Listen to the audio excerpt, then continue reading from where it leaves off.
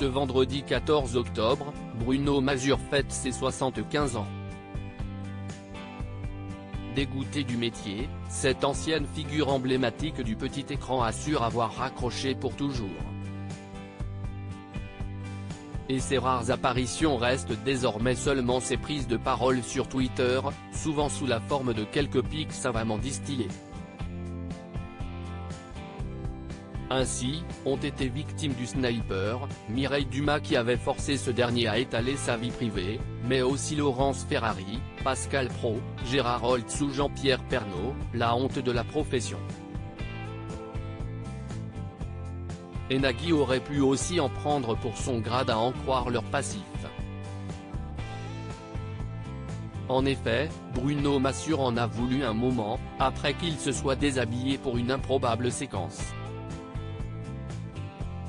Si est Nagui qui s'est souvenu d'un moment de télévision avec Bruno Mazur, dans Les Enfants de la télé sur France 2, dimanche 27 mars dernier.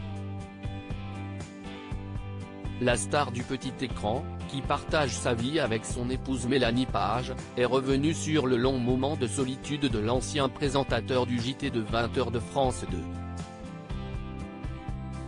C'était un 10 janvier 1993, et Nagui était invité du JT de 20h de France 2 pour faire la promotion de son émission Taratata.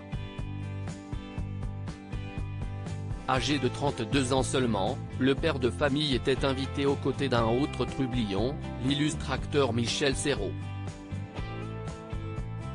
Et ensemble, ils ont offert une séquence de télévision culte, mais qui n'a pas plu à tout le monde, notamment Bruno Mazur.